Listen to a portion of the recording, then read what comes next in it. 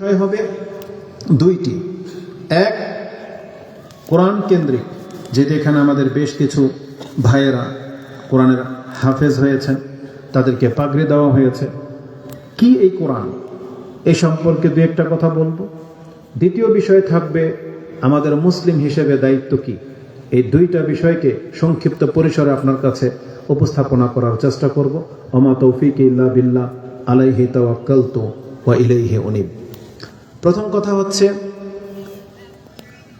কথা বললে অনেক কিছু বলা যায়, আমি জানি, বললে গায়ে লাগবে, অনেকের গায়ে লাগবে, কিন্তু তারপরও কিছু কথা আমরা যেটা হক মনে করি এটা বলতেই হবে, সেটা কারো গায়ে লাগুক বা না লাগুক।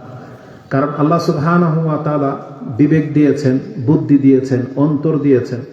এই অন্তর, এই বিবেক যে সবসময় যে সঠিক কিছু খুঁজে পায় বা সবাই যে সঠিক পথে চলে তা না, এই বিবেককে কখনো কখনো টোকা দিতে হয়। এই অন্তরের উপরে এমন কিছু উদাহরণ পেশ করতে হয়, তখনই অন্তর মজবুত হয়, অন্তর সঠিক রাস্তা পায়। যেমন ইব্রাহিম আলাইহিস সালাম, তিনি আল্লাহর খলিল, আল্লাহর রাসূল, তা হওয়া সত্ত্বেও তিনি বলতেছেন, রব্বি আরিনি কাইফা তুহিয়াল মাউতা, আমাকে একটু দেখান যে কিভাবে আপনি মৃতকে জিন্দা করেন। তাকে বলা হয়েছে, আওয়ালাম তুমিন, তুমি কি বিশ্বাস করো না? বলছে কালু বালা, বিশ্বাস তো করি, ওয়ালাকিন লিয়াতমাইন্না কলবি, লিয়াতমাইন্নি কলবি, যে আমার অন্তরের প্রশান্তির জন্য আমি শুধু দেখতে চাচ্ছি। তার মানে বোঝা যাচ্ছে যে অন্তর অনেক উদাহরণে শক্ত হয়, অনেক উদাহরণে নরম হয়, ইয়াকিন বেড়ে যায়। যেমন আল্লাহ সুবহানাহু ওয়া তাআলা বলেছেন, ইন্নামাল মুমিনুনা আল্লাযীনা ইযা যুকিরাল্লাহ ওয়াজিলাত কুলুবুহুম ওয়া ইযা তুলিয়াত আলাইহিম আয়াতুহু যাদাতহুম ঈমানা, যখন আল্লাহর তেলাওয়াত তার কাছে পেশ করা হয় তখন তার ঈমান বেড়ে যায়। তার মানে উদাহরণ, কথা, এগুলো অনেক প্রভাব ফেলে। তারপরে মানুষের বিবেক কখনো মানুষকে সঠিক রাস্তা দেখায় না, বরং সঠিক রাস্তা তাকে দেখাতে হয়। মানুষকে যদি মানুষের বিবেকের উপরে ছেড়ে দেয়, তাহলে আপনি দেখতে পাচ্ছেন মানুষ বান্দরেরও পূজা করে, মানুষ গরুর পূজা করে, মানুষ বট গাছকে মাবুদ বানিয়ে নিয়েছে, বহু মানুষ আছে ইঁদুর বাদর পাথরকে রব মনে করে। তাহলে মানুষ তার বিবেক ফলো করে। আপনি যদি আপনার সমাজের অধিকাংশ মানুষের বিবেককে ফলো করেন, তাহলে দেখতে পাবেন 90% মানুষ সিগারেট খায়, জর্দা খায়, গুল খায়। এগুলো কে খাওয়াচ্ছে? তার বিবেক। তার বিবেক এটা মেনে নিয়েছে। তাহলে অধিকাংশ মানুষের বিবেক মোতাবেক চললে কোনোদিন সঠিক রাস্তা পাবেন না। যেমন বাসের মধ্যে লেখা থাকে, আমরা দেখেছি পেছনে, যে সবচেয়ে মানে উচ্চ আদালত বা বিচারক হচ্ছে মানুষের বিবেক, এরকম একটা কথা লেখা থাকে। কথাটা সঠিক না। কেন সঠিক না? এই যেটা বাস্তব প্রমাণ। ওই যে বললাম, মানুষের বিবেক মানুষকে গাঁজা খাওয়ায়, মানুষের বিবেক মানুষকে নেশা করায়, মানুষের বিবেক পশুর মতো জেনা করে, মানুষের বিবেক অন্যকে ঠকায়, চুরি করে, সুদ খায়। এগুলো সব মানুষের বিবেক। ওর মন যা চায় তা, উলঙ্গ হয়ে ঘোরে, এটা মানুষের বিবেক। কিন্তু আল্লাহ সুবহানাহু ওয়া তাআলা এই বিবেকটাকে সোজা করার জন্যই কোরআন নাজিল করেছেন, এই বিবেকটাকে সোজা করার জন্যই রাসূল পাঠিয়েছেন, এবং আল্লাহ এটাকে সোজা করে দেখিয়েছেন যে একটা মানুষ যদি সোজা হয় তখন তার আমল আখলাক কেমন হয়, আর একটা মানুষ যদি সোজা না হয় তার আখলাক কেমন হয়, সেটা আল্লাহ সুবহানাহু ওয়া তাআলা নবীদের মাধ্যমে, আবু জাহেলের মাধ্যমে দেখিয়ে দিয়েছেন। তা আমি আপনাকে বোঝাতে চেয়েছি, মানুষের বিবেক মানুষকে বহু নিচে নামিয়ে ফেলে, এমন বহু আছে। আজকের এই সংক্ষিপ্ত সময়ের একটা আমি লক্ষ্য করেছি, 20 মিনিট দেখেন। আজকে আমাদের মসজিদ প্রয়োজন, মাদ্রাসা প্রয়োজন, রাস্তাঘাট প্রয়োজন, কবরস্থানকে উন্নত করতে হবে প্রয়োজন। এর জন্য আমাদেরকে কি করা হয়েছে? মাহফিল দিয়ে নেতাদেরকে আনা হয়েছে। কারণ তারা যেই মাপের টাকা দেয়, আমরা সেই মাপের টাকা দেই না। ওনারা যখন আসে টাকা তো ঠিকই দেয়, কিন্তু তারা যেই থিম নিয়ে কথা বলে, যে দাওয়াত আপনাদেরকে দেয়, এখানে যতগুলো মানুষ আছে আপনারা তো কথা শুনেছেন না? তারাও কিন্তু মুসলিম। বিএনপির নেতা বলেন, আওয়ামী লীগের নেতা বলেন, জামাতি নেতা বলেন, তারাও কিন্তু মানুষ, তারাও মুসলিম। কিন্তু তারা কোনোদিন আপনাকে আল্লাহর পথ দেখাইতে পারবে না। পারবে দেখাইতে? তারা দেখাইতে পারবে না। তারা আপনাদের দুনিয়াবি ব্যাপারে সাপোর্ট করতে পারবে, অর্থের দিক থেকে সাহায্য সহযোগিতা করতে পারবে, কিন্তু আল্লাহর পথ আপনাদেরকে কখনো দেখাইতে পারবে না। এজন্য আমার মনে হয় এগুলো ওয়াজ মাহফিলে না, মসজিদের জুমার খুতবায় না, এগুলোর জন্য আলাদা মঞ্চ হওয়া উচিত, এগুলোর জন্য আলাদা বৈঠক হওয়া উচিত, যেখানে শুধু দুনিয়াবি কাজ হবে। তারা আসবে, কথা বলবে, আপনারা শুনবেন, তারা দান করবে, ওগুলো আপনাদের কল্যাণকর কাজে ব্যবহার হবে। কিন্তু মূলত আপনি কি মনে করেন কোরআনের আয়াত কি শুধু খালি গান বাজনার বিরুদ্ধেই যায়? কোরআনের আয়াত আল্লাহ সুবহানাহু ওয়া তাআলার বিধানের খেলাফ যত কথা আসবে সবার বিরুদ্ধে যাবে, এটা হচ্ছে নিয়ম। তো আমি আপনাদেরকে যেটা বোঝাতে চাচ্ছি, দেখেন মানুষের রূপ কত রকমের। এই মঞ্চটা ধরেন, এটা ওয়াজ মাহফিলের প্যান্ডেল। ইতিপূর্বে আপনার মনে আছে 1 বছর আগে যখন আওয়ামী লীগ ক্ষমতায় ছিল, তখনও কিন্তু এই মাইকে অনেক নেতারা কথা বলতো না? কিন্তু তারা কারা? ভিন্ন লোক, ভিন্ন দলের। ওই দল পরিবর্তন হয়ে গেছে। আজকে আবার যারা কথা বলতেছে তারা আরেক রূপ নিয়ে কথা বলতেছে। এরাও যখন একদিন হারিয়ে যাবে আরেক দল এসে কথা বলবে। মঞ্চ কিন্তু ওইটাই। আমি মনে করি মসজিদে যখন আপনি ঢুকবেন, ওয়াজ মাহফিলে যখন আসবেন, আপনার রূপ হইতে হবে একটা, সেটা হচ্ছে মুসলিম। মুসলিম রূপে যখন আপনি ঢুকবেন, কথা বলবেন, তাহলে জেনে নেন পৃথিবীর দল তো চেঞ্জ হবে, কিন্তু মুসলিমের রূপ কোনোদিন চেঞ্জ হবে না।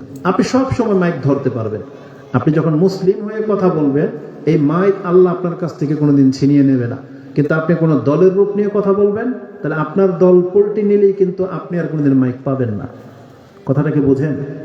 তাহলে একজন মুসলিম উচিত সব সময় মুসলিম থাকা, এটাই একটা রূপ। এই রূপটাই হলো সবচেয়ে সম্মানিত। দুনিয়াতেও সম্মানিত হইতে পারবেন এবং পরকালেও সম্মানিত হইতে পারবেন।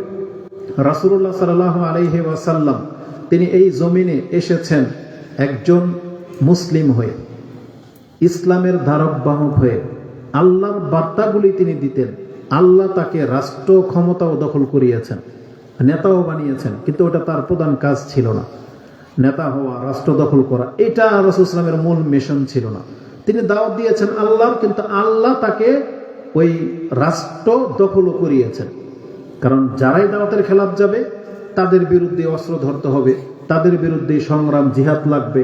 এটা হচ্ছে মুসলিমদের থিম।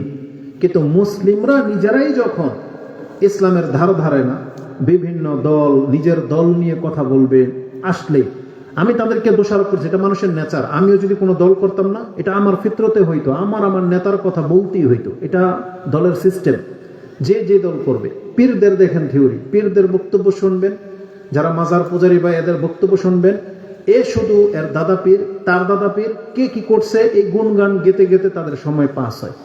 তারা না সেখানে আল্লাহর কথা বলবে, না হাদিসের কথা বলবে, তারা শুধু তাদের নেতাদের ভালো কিছু গুণ থাকলে সেটা পেশ করবে, পুঁজি এটাই। তো এটা সবার ক্ষেত্রে আমি মনে করি এটা কাল কিয়ামতের মাঠে তার কোনো উপকারে আসবে না।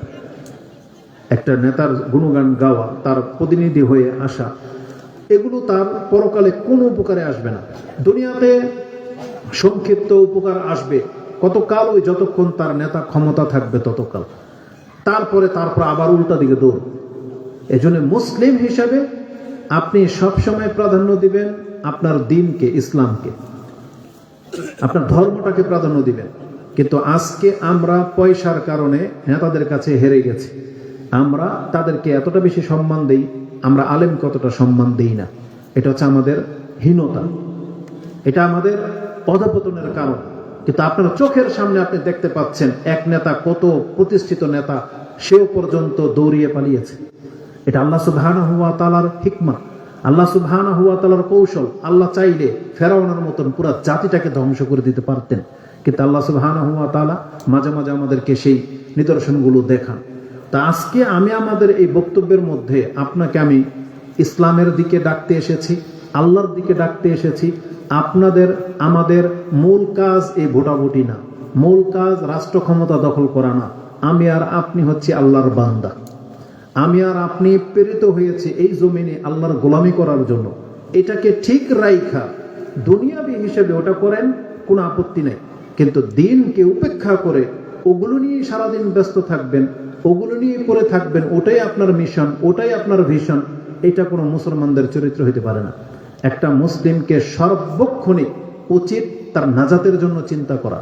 কিন্তু আমরা দেখেছি যারা এই গণতান্ত্রিক দলগুলো করেন তাদের ঘুম হয় না, শুধু ইলেকশন জিতবে কিভাবে, এটা কাকে কিভাবে হারাবে, এটা আমার নেতা কে হবে, এটা এগুলো নিয়ে তাদের দিন রাত পার হয়ে যায়।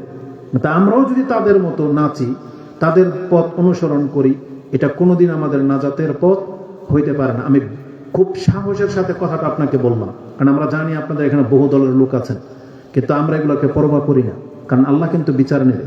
এই জন্য মুসলিম হিসাবে আপনি আল্লাহকে ভয় করবেন, এটা আমাদের দাবি থাকবে। কেন জানেন? রাসূলুল্লাহ সাল্লাল্লাহু আলাইহি ওয়াসাল্লামের একটা ছোট্ট হাদিসের টুকরা বলি। রাসূলের ভাষাগুলো খুব ছোট, কিন্তু এটার ওয়েট বা এটার দিক নির্দেশনা এত মারাত্মক, প্রত্যেকটা ব্যক্তি উচিত সেই কথাগুলোকে ফলো করা। রাসূলুল্লাহ সাল্লাল্লাহু আলাইহি ওয়াসাল্লামের একটা লম্বা হাদিস রয়েছে, তার মধ্যে একটা কথা হলো রাসূল বলেছেন, কুল্লুন নাসি ইয়াগদু ফাবাইউ নাফসাহু ফামুতিকুহা আও মুবিকুহা। প্রত্যেক ব্যক্তির সকাল হয় একবার করে, সে সারাদিন পার করে 24 ঘন্টা তার ঘড়ির কাঁটার মতো তার জীবন ঘুরতে থাকে। রাসূল বলেছেন এই 24 ঘন্টা মানুষকে কেন দেওয়া হয়? আল্লাহ বলেছেন আমি পরীক্ষামূলক দিই, যে এই সময়টাকে কাজে লাগিয়ে ও কি নাজাতের রাস্তা ধরে নেয় নাকি নিজেকে হালাক করে।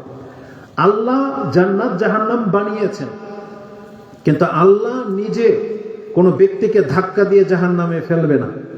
আল্লাহ বলে দিয়েছেন এই জান্নাতের জন্য তোমাকে কাজ করতে হবে, এই জাহান্নামের কর্ম থেকে তোমাকে বাঁচতে হবে। এই জন্য আল্লাহ আমাদেরকে পথ দেখিয়েছেন। তো রাসূল কি বলেছেন? কুল্লুন নাসি ইয়াগদু, প্রত্যেক ব্যক্তির সকাল হয়, ফাবাইউ নাফসাহু, সে তার জীবনকে খরচ করে। এখন প্রশ্ন হলো, এই খরচ যে করলো কোন কাজে? সে কি তার নাজাতের জন্য খরচ করেছে, নাকি সে এই কর্ম দিয়ে সে ধ্বংসকে ডেকে এনেছে? যেমন একজন ব্যক্তিকে আপনি টাকা দিলেন, বাবা সন্তানকে টাকা দেয় এটা দেখার জন্য যে টাকাও কি কাজে খরচ করে। তখন বাবা দেখতে পেল আমার এই ছেলে, ও খিদা লেগেছে, খাবার খেয়েছে, জুতা প্রয়োজন কিনেছে।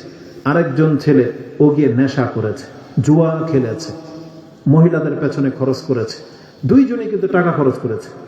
তো ঠিক আমরাও আল্লাহর দেয়া সময় কিন্তু পেয়েছি, আল্লাহ দিয়েছিলেন যে দেখি ও কি করে। কেউ আছে সেই সময়টাকে কাজে লাগিয়ে আল্লাহকে সন্তুষ্টমূলক কাজে লিপ্ত, জান্নাত খরিদ করে নিল। আর কেউ আছে সেই সময়টাতে এমন কিছু কাজ করলো যেটার কারণে সে জাহান্নামে যাবে। রাসূল বলেছেন কুল্লুন নাসি ইয়াগদু ফাবাইউ নাফসাহু ফামুতিকুহা আও মুবিকুহা। তার মানে সে তার কর্ম দিয়ে নিজেকে মুক্ত করে নিল, আরেকজন ব্যক্তি সে কর্ম করে নিজেকে ধ্বংসের দিকে ঠেলে দিল। এটা ইমাম মুসলিম কোট করেছেন, যেটা আপনি তাহারাতের প্রথম হাদিস 422 নম্বরে পেয়ে যাবেন। তো রাসূলুল্লাহ সাল্লাল্লাহু আলাইহি ওয়াসাল্লাম বলেছেন প্রত্যেক ব্যক্তি তার কর্মের জন্য দায়ী। সে কি করতেছে এটার উপরে ডিপেন্ড করবে তার নাজাত, এটার উপরে নির্ভর করে তার পরকাল নাজাত নাকি শাস্তি না শান্তি নির্ভর করে। রাসূলুল্লাহ সাল্লাল্লাহু আলাইহি ওয়াসাল্লামের আরেকটা হাদিস নিয়ে নেন, এটাও ইমাম মুসলিম কোট করেছেন, যে হাদিসটি আপনি জিকিরের অধ্যায়ে পেয়ে যাবেন, যে মাজালিসুজ জিকির, সেখানে বসা, কোরআন তেলাওয়াতের মজলিসে বসা, তার মর্যাদা কি। ওই হাদিসের শেষে রাসূলুল্লাহ সাল্লাল্লাহু আলাইহি সাল্লাম একটা কথা বলেছেন, আপনি হাদিসটি 6732 পেয়ে যাবেন হয়তো। তাতে আছে যে রাসূলুল্লাহ সাল্লাল্লাহু আলাইহি ওয়াসাল্লাম বলেছেন,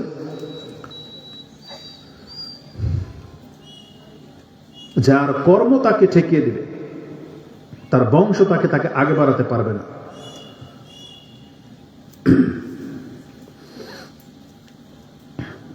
আরবিটা একটু পরে মনে আসলে আমি আপনাকে বলব। রাসূলুল্লাহ সাল্লাল্লাহু আলাইহি সাল্লাম বলেছেন যে যার কর্ম তাকে ঠেকিয়ে দিল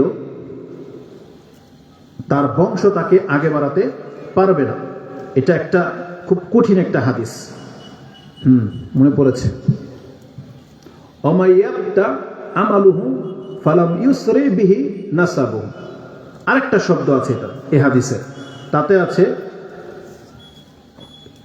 অমাব্বাত্তা আও আবতা বিআমালিহি ফালাম ইউসরি বিহি নাসাবুহু, যেই ব্যক্তিকে তার কর্ম পেছনে ফেলে দিল তার বংশ তাকে কখনো আগে বাড়াতে পারবে না। তার মানে কর্ম হলো এমন একটা বিষয় যেটা আপনি আল্লাহর নৈকট্যবান হওয়া বা জান্নাতে যাওয়ার একমাত্র মাপকাঠি। একটা ইমানদারদের জন্য, কারণ ইমান তো লাগবেই। আর ইমান আনলেই যে সে নাজাত পাবে তা কিন্তু না, এই ইমানকে কর্ম দিয়ে প্রমাণ করতে হবে। এই জন্য রাসূলুল্লাহ সাল্লাল্লাহু আলাইহি ওয়াসাল্লামকে যখনই জিজ্ঞাসা করা হয়েছে আইয়ুল আমালি আফদাল, আইয়ুল আমালি আকরাবু ইলাল জান্নাহ, আইয়ুল আমালি আহাব্বু ইলাল্লাহ, এই যখনই রাসূলুল্লাহ সাল্লাল্লাহু আলাইহি ওয়াসাল্লামকে জান্নাতের কথা, আল্লাহর সন্তুষ্টির কথা বলা হয়েছে, তখনই আমলের কথা আছে। আমলটা হচ্ছে মূল। একটা মানুষের ঈমান না বেঈমান এটা তার কর্মের উপর নির্ভর করে। আবু যার রাদিয়াল্লাহু তাআলা আনহু তিনি বলেন যে আমরা কোন এক সফরে ছিলাম, বা মুয়াজ বিন জাবাল, আমরা একদিন রাসূল সাল্লাল্লাহু আলাইহি ওয়াসাল্লামের খুব কাছাকাছি চলে আসলাম। তখন তাকে বললাম আল্লিমনি শাইআন, আমাকে এমন কিছু শিক্ষা দিন, আকরাবু ইলাল জান্নাহ, যেটা আমাকে জান্নাতের সবচেয়ে বেশি নিকটে করে দিবে, ওই বাঈদুনি মিনান নার, আর যেটা আমাকে জাহান্নাম থেকে দূরে রাখবে। রাসূলুল্লাহ সাল্লাল্লাহু আলাইহি ওয়াসাল্লাম বলেছেন লাকাদ সাআলতানি আন আযীম, তুমি তো আমাকে একটা মহা প্রশ্ন করে ফেলেছো। মানে এমন আমল যেটা আমাকে জান্নাতের নিকটে করে দেবে, আবার যেই আমল আমাকে জাহান্নাম থেকে দূরে রাখবে। তার মানে মূলটাই হলো আমল। রাসূল সাল্লাল্লাহু আলাইহি ওয়াসাল্লাম এটা বলতে পারতেন যে তোমরা তো ঈমান এনেছো, এর চেয়ে বড় আমল আর কি হইতে পারে, কিন্তু না। তখন রাসূলুল্লাহ সাল্লাল্লাহু আলাইহি ওয়াসাল্লাম তাকে ইসলামের 5টা স্তম্ভ পেশ করেছেন। এই হাদিস আপনি ইমাম তিরমিজিতে ঈমানের অধ্যায় পেয়ে যাবেন।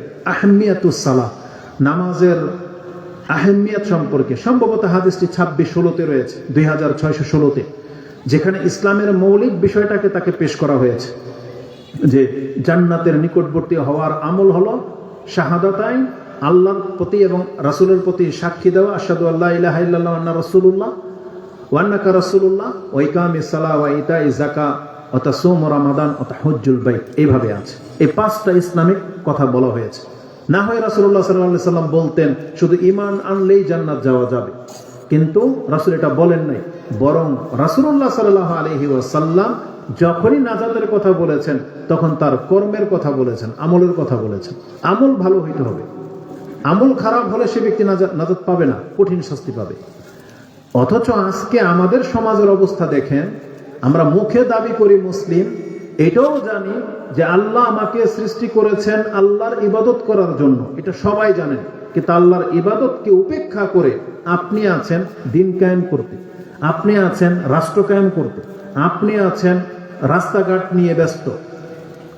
না, আপনার প্রথম দায়িত্বটা হলো আল্লাহ সুবহানাহু ওয়া তাআলার বন্দেগী করা। না হলে এই পৃথিবীতে আপনার মতো নেতার চাইতে বহু ভালো কাজ করে অনেক ইহুদি খ্রিস্টান আছে, বহু ইহুদি খ্রিস্টান আছে। তাদের রাস্তাঘাটগুলো দেখেন, ইউরোপ আমেরিকাতে যান, ইহুদি রাষ্ট্র, অথচ তাদের রাস্তা আমাদের কেমনকি সৌদি আরবের চাইতেও শ্রেষ্ঠ। জাপানে যান, যেখানে ল্যাংটা লিঙ্গের পূজা হয়, সেই রাষ্ট্রের কথা আপনাকে বলতেছি, সেখানে একটা টিস্যু পাবেন না, রাস্তা নিট এন্ড ক্লিন, গাড়ি কত সুন্দর, ওদের ব্যবহার কত ভদ্র, ওদের বাচ্চারা রাস্তার মধ্যে কত ভদ্রভাবে চলে, অথচ কুফফার রাষ্ট্র।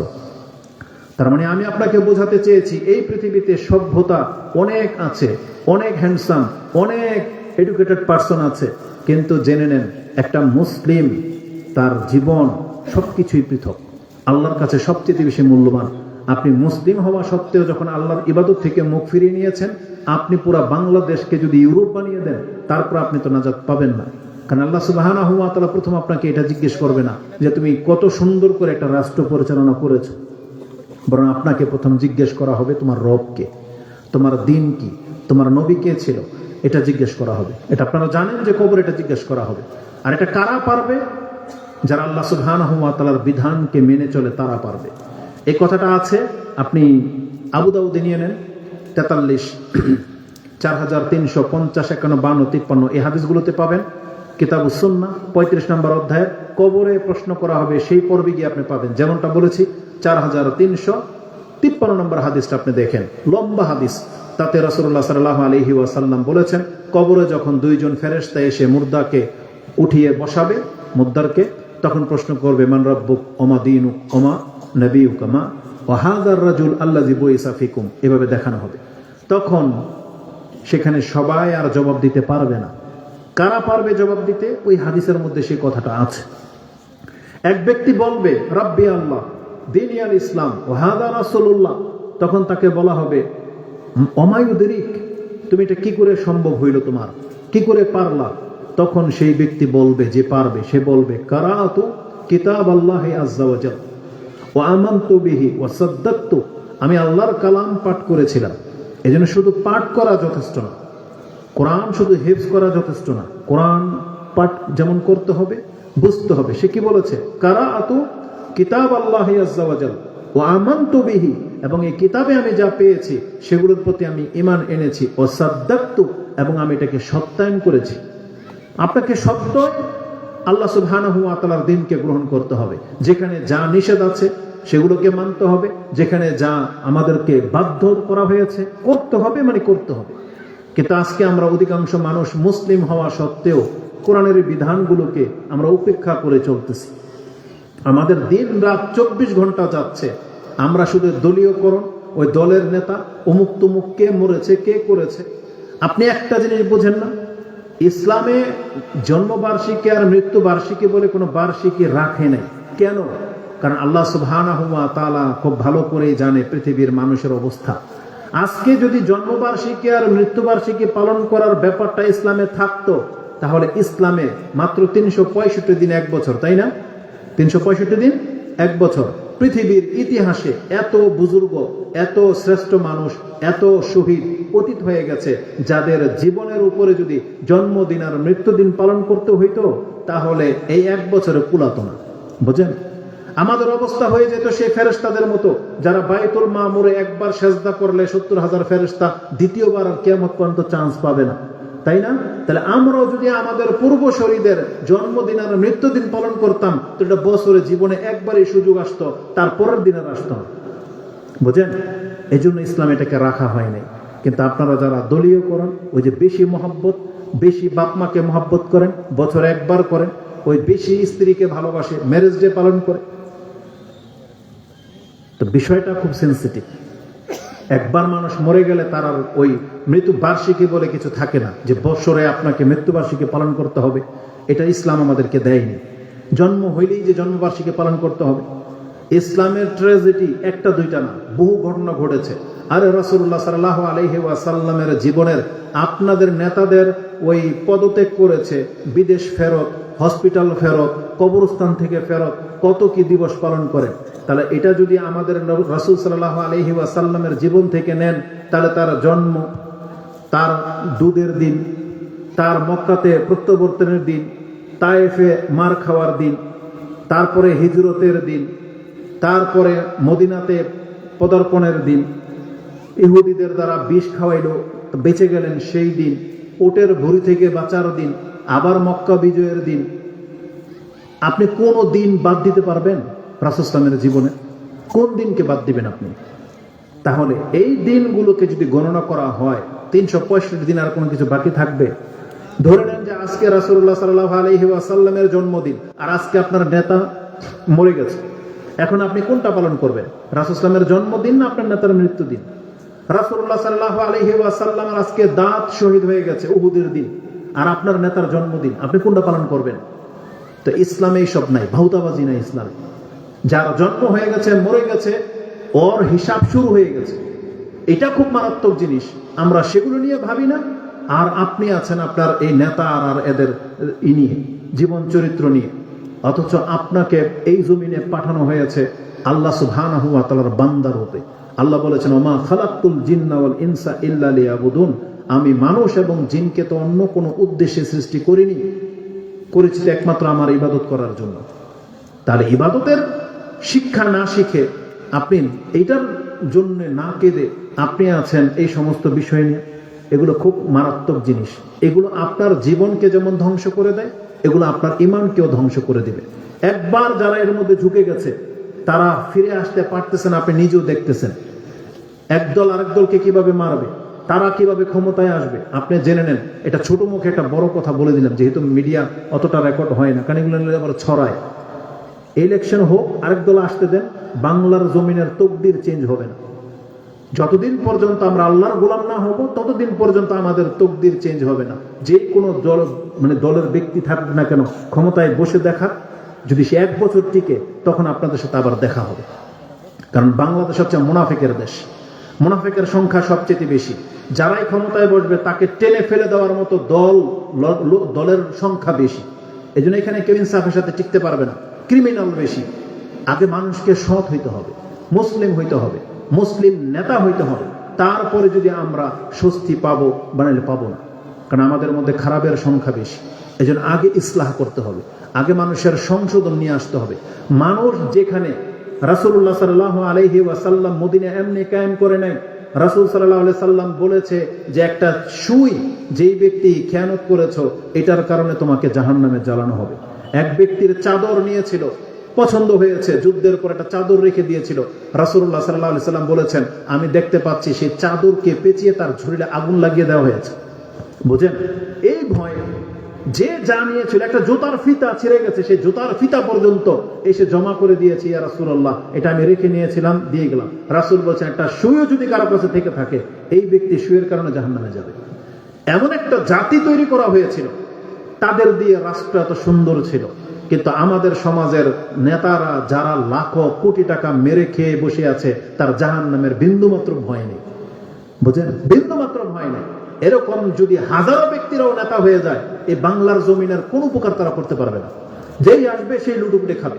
আগে তার মধ্যে নৈতিক দায়িত্ব তৈরি করতে হবে, সেটা বুঝতে হবে যে আমার 1 টাকা খেয়ানত করার অপশন নাই। এরকম ব্যক্তিরা যখন আসবে তখন দেশে শান্তি পাবে। এজন্য আগে মুসলিম হইতে হবে। আমাদের দাওয়াত থাকবে আগে মুসলিম হন। এখানে যতগুলো মুসলিম আছেন আপনাকে ওয়াদা করে এখান থেকে ফিরতে হবে যে আমি মিথ্যা বলবো না, আমি কোনোদিন আমার দ্বারা অন্য কারো ক্ষতি করব না, আমি আজকে থেকে কারো সম্পত্তি বাজেয়াপ্ত ভাবে নেব না, বাতিল ভাবে খাবো না। এইভাবে যদি কেউ ওয়াদা না করতে পারেন, সারা জীবন শুধু বক্তব্য আর ওয়াজ মাহফিল শুনেই যাবেন, জাতির কোনো কল্যাণ হবে না। আমাদেরকে তওবা করতে হবে। এই তওবার রাস্তাটা খুব সেনসিটিভ। রাসূলুল্লাহ সাল্লাল্লাহু আলাইহি ওয়াসাল্লাম তিনি পাপগুলোকে দূর করতে পেরেছিলেন, তার জাতি তওবা করে ফিরে আসছে বিদায়। জাতি যদি তওবা করে ফিরে না আসে, না আলেমরা কিছু করতে পারবে আর না কোনো বক্তব্যে কোনো কাজ হবে। এজন্য আপনাদেরকে কথা শুনলেই মানতে হবে, কোরআন হাদিসের কথা যেটা হালাল হারাম এই বিষয়গুলো মানতে হবে। নাহলে আপনি বলেন তো দেখি, এই কোরআন নাজিল হয়েছে আমাদের উপরে, আমরা মুসলিমরা মেনে নিলাম যেটা আল্লাহর কালাম, কিন্তু কয়জন ব্যক্তি কোরআন পড়ে, কয়জন ব্যক্তি কোরআন মানে? আরে পুরো পৃথিবীর মানুষ, ইহুদি, খ্রিস্টান, হিন্দু, বৌদ্ধ, যত দলের লোক আছে, নাস্তিকরা, সবাই কোরআনটাকে ছুঁড়ে ফেলে দিয়েছে।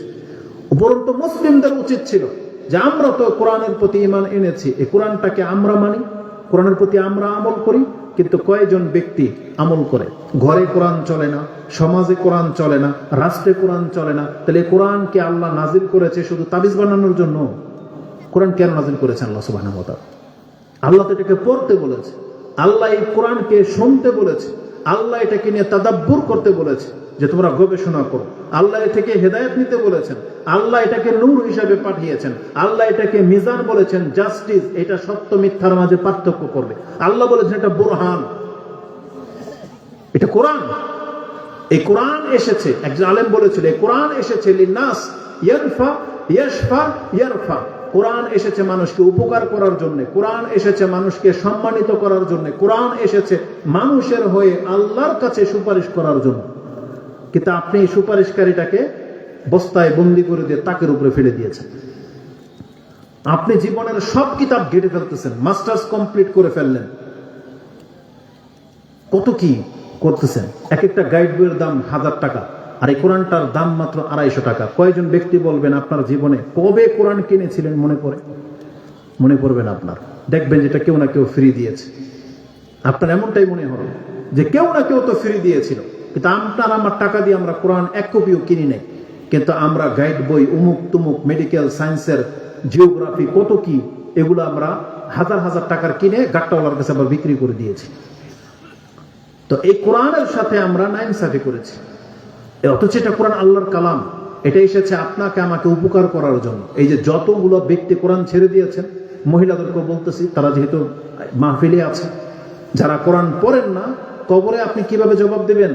কারণ ওই ব্যক্তি তো বলেছিল যে তুমি কিভাবে উত্তর দিতে পারলা, সে কিন্তু উত্তরটা বলেছিল যে কারাতু কিতাব আল্লাহ, আমি আল্লাহর কালাম পাঠ করেছি, ওয়া আমানতু বিহি ওয়া সাদ্দাকতু, তার মানে আমি কোরআনকে মেনে চলেছি, এটাই বোঝায়।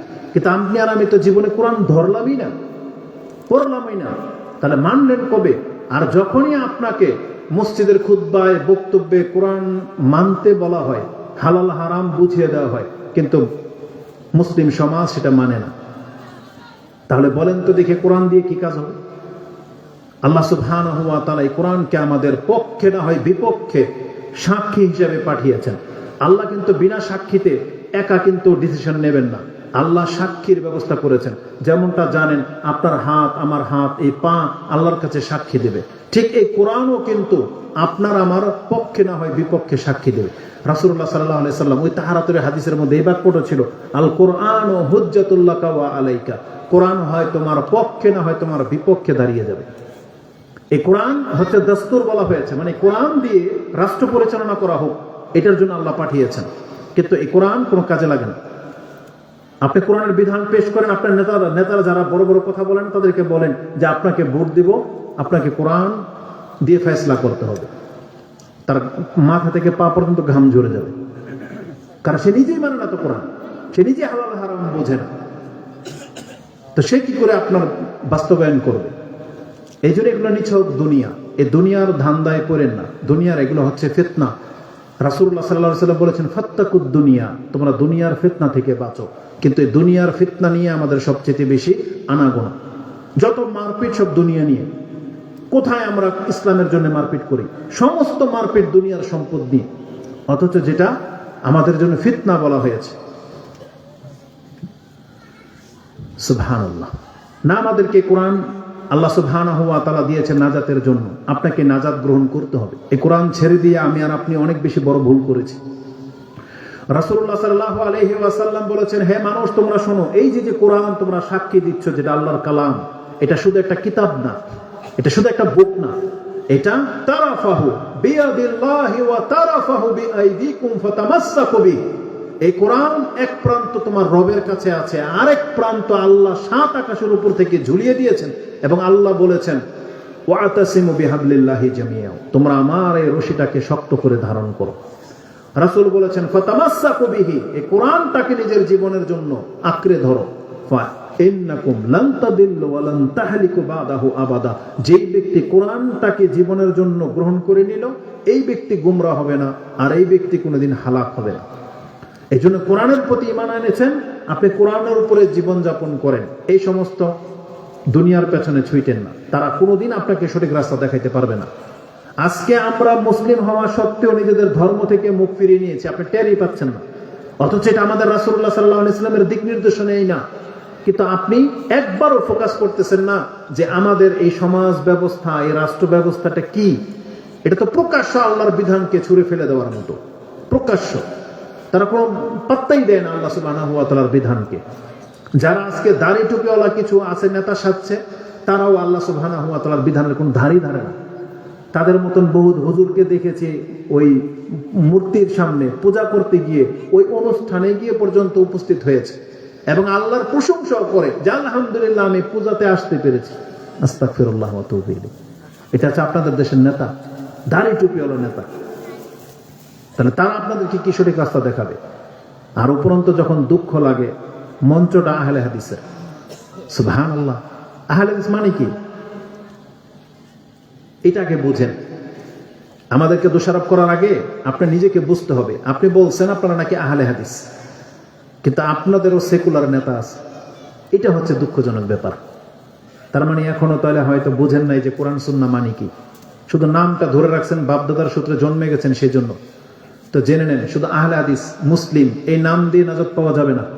কোরআনে আল্লাহ সুবহানাহু ওয়া তাআলা স্পষ্ট ভাষায় বলে দিয়েছেন, বরং আল্লাহ আপনাকে ইন্ডিকেট করেই বলেছেন। আপনি পড়ুন 2টা আয়াত, সূরা বাকারা 62 নম্বর আয়াত এবং সূরা মাইদা 5 নম্বর সূরার 59 নম্বর আয়াত, 69 নম্বর আয়াত 69। তাতে আছে আল্লাহ বলেছেন ইন্নাল্লাযীনা আমানু, নিশ্চয়ই যারা নিজেদেরকে ঈমানদার বলে তোমরা শোনো, ওয়াল্লাযীনা হাদু, আর ইহুদিরা, ওয়ান্নাসারা খ্রিস্টানরা, ওয়াসসাবিন যত বিধর্মীর লোকেরা আছো তোমরা সবাই শোনো, মান আমানা বিল্লাহি ওয়াল ইয়াউমিল আখির ওয়া আমিলা সালিহান, যে ব্যক্তি আল্লাহর প্রতি ঈমান আনবে, পরকালে বিশ্বাসী হবে এবং সৎ কাজ করবে, ফালাহুম আজরুহুম ইনদা রাব্বিহিম ওয়ালা খাউফুন আলাইহিম ওয়ালা হুম ইয়াহজানুন। আল্লাহ বলেছেন তার জন্য তার রবের কাছে পারিশ্রমিক আছে, তার কোনো ভয় নেই, তার কোনো চিন্তা নাই। আল্লাহ একজন মুসলিমকে কেন বললেন আমানু, ঈমান আনো? এটা কেন বললেন? আল্লাহ তো প্রথমে শুরু করেছে ইন্নাল্লাযীনা আমানু, তার মানে আল্লাহ বলতে চাচ্ছেন যে মুসলিম একটা দল, যেমন একটা ইহুদি, একটা খ্রিস্টান, একটা হিন্দু, একটা বৌদ্ধ, এগুলো হচ্ছে দল। আজকে মুসলিম একটা দলে রূপান্তরিত হয়েছে। আল্লাহ বলেছেন না, দলের ভিত্তিতে নাজাত পাওয়া যাবে না। নাজাত পেতে হলে কি করতে হবে? মান আমানা বিল্লাহ, যেই ব্যক্তি এই ঘরগুলো থেকে বের হয়ে আসতে পারবে, আল্লাহর প্রতি ঈমান আনতে পারবে, পরকালে ঈমান আনবে, ওয়া আমিলা সালিহান, সৎ কাজ করবে, তার কোনো চিন্তা নাই, তার কোনো ভয় নেই। আল্লাহ এই সমাজ ব্যবস্থা থেকে বের হয়ে আসতে বলছে। বাপদাদার সূত্রে নাজাত পাওয়া যায় না, এটা আল্লাহ বহুবার কোরআনে বলেছেন, বহুবার রাসূল সাল্লাল্লাহু আলাইহি ওয়াসাল্লাম হাদিসে বুঝিয়েছেন। না হলে রাসূল সাল্লাল্লাহু আলাইহি ওয়াসাল্লাম তার মেয়েকে কথা বলার কোনো দরকার ছিল না। বস ইয়া ফাতিমা বিনতে মুহাম্মদ সালিনি মিম্মা লিমা শিত লা উগনি আনকি মিনাল্লাহি শাইয়া, যদি দুনিয়ার সম্পদ থেকে চাইতে হয়, কিছু চাওয়ার থাকে, চাও আমি দেব, কিন্তু আল্লাহর দরবারে আটকা পড়ে গেলে আমি মুহাম্মদ তোমার কোনো উপকারে আসবো না। যে তুমি মুহাম্মদের মেয়ে এই বললেই ছেড়ে দেওয়া হবে না, অসম্ভব ব্যাপার। যেমন নূহ আলাইহিস সালাম, আমরা কিন্তু ওই যে সূরা বাকারার শেষ আয়াতে আপনি পড়েছেন না, লা নুফাররিকু বাইনা আহাদিম মির রাসূলি, যে আমরা কোন রাসূলের মধ্যে কোনো ভেদভাব করি না। তার মানে অবশ্যই আমাদের কাছে মুহাম্মদ সাল্লাল্লাহু আলাইহি সাল্লাম যেমন, নূহ আলাইহিস সালামও তেমন, ইব্রাহিম আলাইহিস সালামও তেমন, মূসা আলাইহিস সালামও তেমন। তার মানে মর্যাদার দিক থেকে নূহ আলাইহিস সালাম হচ্ছে প্রথম রাসূল। তার ছেলে যখন ফেসে গেছে, আল্লাহ যখন তাকে ধমক দিয়েছেন, ইয়া নূহ ইন্নাহু লাইসা মিন আহলিক ইন্নাহু আমালুন গায়রু সালিহ, সে তোমার সন্তান না, সে অসৎ কাজে লিপ্ত। তাহলে নূহ আলাইহিস সালামের ছেলে হওয়া সত্ত্বেও যদি নাজাত না পায়, আর আপনি আহলে হাদিস হয়ে নাজাত পেয়ে যাবেন, ব্যাপারটা কিন্তু এত সহজ না। এটা আপনি যত তাড়াতাড়ি বুঝতে পারবেন তত কল্যাণ।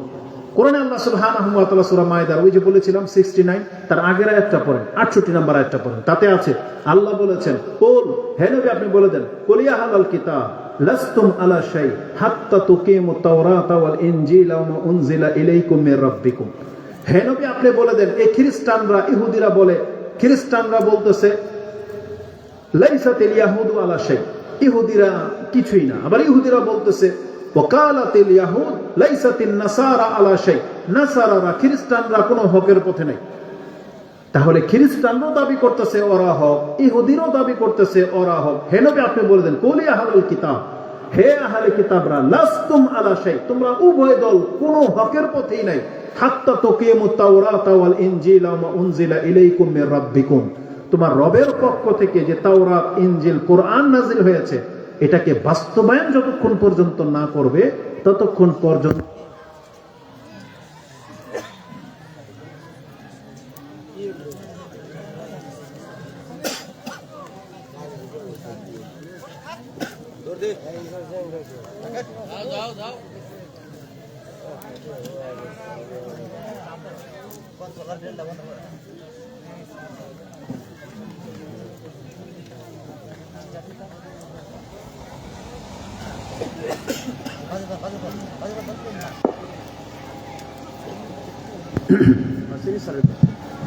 বাজে করে এখন সদস্য বাজে। আমি আমার ওয়াদা পুরো করে ফেলেছি, এখন জাস্ট এই কথাটাকে ক্লিয়ার করে আমরা এখান থেকে উঠবো ইনশাআল্লাহ। আমার কথায় কি আপনারা কি নারাজ? দেখেন, নারাজ হন আর যাই হন, আপনাকে বুঝতে হবে যে নাজাত কিসে আছে, কল্যাণ কিসে আছে। যদি কল্যাণ না হয় তাহলে তার কথা আপনি শুনবেন না, ওখান থেকে উঠে যাওয়া ভালো। যাদের কথায় কোনো কল্যাণ নাই তাদের কথা থেকে আপনার উঠে যাওয়া ভালো। আর যাদের কথায় যদি কল্যাণ হয়, সেটা আপনার গায়ে লাগলেও আপনি তার কাছ থেকে নেওয়ার চেষ্টা করেন। কারণ কোরআন হাদিস, আল্লাহ নিজে বলেছেন, ওয়াযাক্কির ফাইন্না যিকরা তানফাউল মুমিনিন, হে নবী আপনি উপদেশ দিতে থাকেন, নিশ্চয়ই মুমিনদের জন্য উপদেশ ফলপ্রসূ হবে। এজন্য আপনাকে উপদেশ নিতে হবে, শুনতে হবে, তাহলে আপনার কল্যাণ হবে। একটা কথা যদি আপনি গ্রহণ করেন, সেটা আপনার অন্তরকে পরিবর্তন করে দেওয়ার জন্য যথেষ্ট হতে পারে। তো আল্লাহ সুবহানাহু ওয়া তাআলা জানিয়েছেন ইহুদি খ্রিস্টানদেরকে যে তোমরা যতক্ষণ পর্যন্ত নাজিলকৃত কিতাবকে বাস্তবায়ন না করবে, ততক্ষণ পর্যন্ত লাস্তুম আলা শাই, তোমরা আল্লাহর কাছে উল্লেখযোগ্য কিছুই না। আপনি আর আমি যদি সাধারণভাবে আয়াত পড়ি, ওই যে আগে বলেছি, মানুষের বিবেক কোনোদিন টোকা না খেলে ভালো কিছু দেখতে পায় না। ইমাম বুখারী রাহমাহুল্লাহ এই আয়াতের তাফসিরে ইমাম সুফিয়ান আস-সাওরী রাহমাহুল্লাহর একটা উক্তি পেশ করেছেন, যাদের তাফসির আমরা গ্রহণ করি। ইমাম সুফিয়ান বলতেছেন, মা ফিল কোরআনি আয়াতুন আশাদ্দু আলাইয়া, কোরআনের এমন কোন আয়াত এই আয়াতের চাইতে আমার কাছে বেশি ভারী মনে হয়নি। আমার কাছে সবচেয়ে কঠিন আয়াত কোরআনের এটা, যে আল্লাহ বলেছেন লাস্তুম আলা শাই হাত্তা তুকিমুত তাওরাতা ওয়াল ইনজিলা ওয়া মা উনজিলা ইলাইকুম মির রাব্বিকুম। তার মানে একটা মুসলিমের জন্য সবচেয়ে ভারী আয়াত এটা, যে তুমি ততক্ষণ পর্যন্ত কিছুই না যতক্ষণ পর্যন্ত তুমি কোরআনটাকে বাস্তবায়ন না করবে। তার মানে কোরআন এসেছে আমাদেরকে সঠিক রাস্তা দেখানোর জন্য। আপনি কোরআন থেকে আকীদা শিখবেন, কোরআন থেকে আপনি পরকালমুখী হবেন, কোরআন থেকে আপনি দুনিয়া বিমুখ হবেন, কোরআনের মাধ্যমে আপনি আমল শিখবেন, কোরআনের মাধ্যমে আপনি ইত্তেবায়ে সুন্নাহ শিখবেন, সুন্নাহর গুরুত্ব বুঝবেন, রাসূলের মর্যাদা কি সেটা বুঝবেন, দ্বীনে ইসলামের মর্যাদা কি সেটা বুঝবেন এই কোরআন থেকে। কিন্তু কোরআন ছেড়ে দিয়েছেন, তার মানে আপনার কাছ থেকে সব গেছে। আপনার রবের পরিচয় গেছে, পরকালের প্রতি দেখেন আপনার অন্তর ঝুঁকে না, ওই দুনিয়ার টেনশনে পড়ে গেছেন। কিন্তু কোরআন লাগবে, কোরআন মানুষকে সঠিক পথ দেখায়, এই কোরআন মানুষের অন্তরকে নরম করবে। আমরা সবাই জানি যে মুসলিম সম্মানিত, ইসলাম শ্রেষ্ঠ ধর্ম। আপনারা কি জানেন না? মুসলিম শ্রেষ্ঠ, এই কথাগুলো জানেন। কিন্তু এই মুসলিম হইতে হবে এই কথাটা সম্পর্কে দুইটা কথা বলবো, এবং এটা মেসেজ থাকবে যে দেখেন যা কিছু করেন না কেন, একটা মানুষ হিসেবে, মুসলিম হিসেবে আপনার উচিত হলো অন্তত মরা পর্যন্ত মুসলিম থাকা, মরা পর্যন্ত মুসলিম থাকা, মরার আগ মুহূর্ত পর্যন্ত আপনাকে ইসলাম পালন করতে হবে। মানে ইসলাম যারা বিকল্প কোনো ধর্ম, বিকল্প কোনো থিওরি যদি আপনি অ্যাপ্লাই করেন, তাহলে আল্লাহ কিন্তু কোনোদিন এটা আপনার কাছ থেকে গ্রহণ করবে না। একটা হাদিস নিয়ে নেন, কোরআনের আয়াতও আছে। আয়াতটা কোথায় আছে সেটা আমার মনে পড়তেছে না, ওই যে হাফেজ যারা তারা বলতে পারবে আমি আছে কিনা। যে আল্লাহ বলতেছে যে আফা হুকমাল জাহিলিয়াতি ইয়াবগুন, তারা কি ওই জাহিলিয়াতের বিচার তালাশ করে। ওমান আহসানু মিনাল্লাহি হুকমান লিকাউমি ইউকিনুন, আল্লাহর প্রতি ঈমানদার ব্যক্তিদের জন্য আল্লাহর চাইতে উত্তম ফয়সালাকারী আর কেউ হতে পারে। তার মানে আল্লাহ ফয়সালা নাজিল করার জন্য, মুসলিমকে উত্তম জীবন দেওয়ার জন্য নাজিল করলেন কোরআন, পাঠাইলেন নেতা হিসেবে মুহাম্মদ সাল্লাল্লাহু আলাইহি সাল্লামকে। অথচ আমরা জাহেলরা ওই আল্লাহর বিধানের চাইতে বেশি আমাদের দেশাচার, রাষ্ট্রীয় অমুক তুমুক কি হচ্ছে না হচ্ছে সেগুলোকে আমরা বেশি প্রাধান্য দিই। অথচ আল্লাহ বলতেছে আফা হুকমাল জাহিলিয়াতি ইয়াবগুন, তারা কি ওই জাহিলিয়াতের ডাক ডাকে। এই ধরনের ব্যক্তিদের সম্পর্কে কি আছে জানেন? ইমাম বুখারী সে হাদিস কোট করেছেন কিতাবুদ দিয়াত, রক্তপণের অধ্যায়। তিনি বলেছেন সালাসাতুন, তিন শ্রেণীর মানুষ, আবগাদুন ইলাল্লাহি সালাসাতুন, তিন শ্রেণীর মানুষ আল্লাহর কাছে সবচেয়ে বেশি রাগান্বিত, আল্লাহ তাদের উপরে অত্যন্ত বেশি রাগান্বিত। তারা কারা? মুলহিদুন ফিল ইসলাম সুন্নাতাল জাহিলিয়া, তাদের এক ব্যক্তি হচ্ছে যেই ব্যক্তি ইসলাম পাওয়ার পরেও জাহিলিয়াতের সুন্নতের ডাক ডাকে। ইসলাম পাওয়ার পরেও যে ব্যক্তি জাহিলিয়াতের রীতিনীতি অনুসরণ করতে চায়, এই ব্যক্তির উপরে আল্লাহ অনেক বড় রাগান্বিত। কেন? আল্লাহ সুবহানাহু ওয়া তাআলা বলতেছেন আমি তোমাকে জাহিলিয়াতের রূপ থেকে মুক্ত করে ইসলাম দিয়ে ধন্য করলাম। ইন্নাদ দীনা ইনদাল্লাহিল ইসলাম, এটা জানাইলাম যে আমার কাছে গ্রহণযোগ্য ধর্ম একমাত্র ইসলাম। তারপর তুমি ওই জাহিলিয়াতের লোকদের মতোই আচরণ করো। এই জন্য আল্লাহ সুবহানাহু ওয়া তাআলা এটা সবচেয়ে বড় রাগান্বিত এই বিষয়ে, যে শরীয়ত পাওয়ার পরেও যারা ওই বিজাতির ডাক ডাকে। রাসূল সাল্লাল্লাহু আলাইহি ওয়াসাল্লাম বলেছেন লাইসা মিন্না, তারা আমার উম্মতের অন্তর্ভুক্ত নয়। যারা ওই জাহিলিয়াতের মতো রোদন করে, যারা জাহিলিয়াতের মতো গাল চাপটায়, যারা জাহিলিয়াতের মতো মরে গেলে জামা কাপড় ছিঁড়ে ফেলে, লাইসা মিন্না বলা হয়েছে। মান লাতামা অশাক্কাল জুয়ুব, যে ব্যক্তি থাপ্পড় মারে, জামা কাপড় ছিঁড়ে ফেলে, রাসূল লাইসা মিন্না, তারা আমার অন্তর্ভুক্ত নয়। তার মানে জাহিলিয়াতের সব জিনিসকে রাসূলুল্লাহ সাল্লাল্লাহু আলাইহি সাল্লাম নিজের পায়ের তলে রেখে গিয়েছিলেন। বিদায় হজের খুতবার মধ্যে এই ভাষাটা আছে, আলা ইন্না আমরাল জাহিলিয়া কুল্লুহু মাওদুউন তাহতা কাদামাইয়া, তাহতা কাদামাইয়া মাওদুউন। রাসূল বলেছেন হে পৃথিবীর মানুষ, তোমরা সাবধানে শুনে রাখো, জাহিলিয়াতের যত প্রথা আছে আমি আজকে মুহাম্মদ আমার পায়ের নিচে সেটাকে রেখে দিলাম। তার মানে কোনো মুসলিম যেন এটাকে তোলার চেষ্টা না করে। কিন্তু সুদ খাওয়া, জেনা করা, এই সমস্ত এই যে গোত্রীয় দলাদলি, এগুলো সব জাহিলিয়াতের প্রথা। অথচ আল্লাহ সুবহানাহু ওয়া তাআলা আমাদেরকে সম্মানিত করতে চেয়েছিলেন। একটা লিডারের পেছনে পুরো বাংলাদেশটা হওয়া উচিত ছিল, কিন্তু যখন বিক্ষিপ্ত দল, তাহলে কে চায় যে আমার দল না খেয়ে আরেকজন খাবে? একটা চর ভাসছে, এখন সব দলের নেতারা গিয়ে ঝুঁকে পড়বে। কিন্তু নেতা যদি একটা হইতো তাহলে এটার ভাগ সবাই পেতে। কিন্তু ছিনিমিনি খেলা হচ্ছে বাংলাদেশকে নিয়ে, যে কোনো রাষ্ট্রের সম্পত্তিকে ভাগাভাগি করে নেওয়া হচ্ছে। এতে কোনোদিন শান্তি পাবেন না। এই জন্য আল্লাহর কাছে তওবা করে মুসলিম হইতে হবে। ওদিকে ফিরেও তাকায়েন না, কে কি করতেছে, কে কি নিচ্ছে। আপনি বাংলাদেশকে কি দিলেন এটা আপনাকে প্রমাণ করতে হবে। আপনি আল্লাহকে কি করলেন এটা আপনাকে প্রমাণ করতে হবে। কারণ আল্লাহ আমাদেরকে কি করেছেন? আল্লাহ আমাদেরকে চাইলে কীট পতঙ্গের মধ্যে আত্মা দিয়ে দিতে পারতেন। পায়খানার পোকা দেখেন নাই? পায়খানার পোকা, এটার মধ্যে প্রাণ আছে না নাই? তাহলে এই প্রাণটা যদি আমার আপনার হইতো, আপনাকে আমাকে যদি গরু আর কুকুর শৃগালের মধ্যে দিয়ে দেওয়া হইতো, তাহলে আমাদেরকে ভাগে টাগে খেয়ে নিত, মানুষ জবাই করে খেয়ে নিত, হিংস্র প্রাণীতে নিয়ে নিত, রাস্তাঘাটে আমরা ঘুমাতাম। অথচ আপনাকে আমাকে আল্লাহ প্রথমে এহসান করেছে, মানুষ বানিয়েছে। শুধু মানুষ বানিয়ে আল্লাহ ছেড়ে দিয়েছে, কত মানুষ জাহান্নামে যাবে। কারণ আল্লাহ বলছে, ওয়ালাকাদ যারানা লিজাহান্নামা কাসীরাম মিনাল জিন্নি ওয়াল ইনস, আমি তো বহু মানুষ আর জিনদেরকে দিয়ে জাহান্নাম পূর্ণ করব।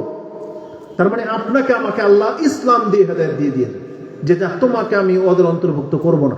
এক তো মানুষ বানালেন, আল্লাহ আমাদেরকে মুসলিম বানালেন। শুধু কি মুসলিম বানিয়েছে, কত মুসলিম গিয়ে পীরের পা চাটে।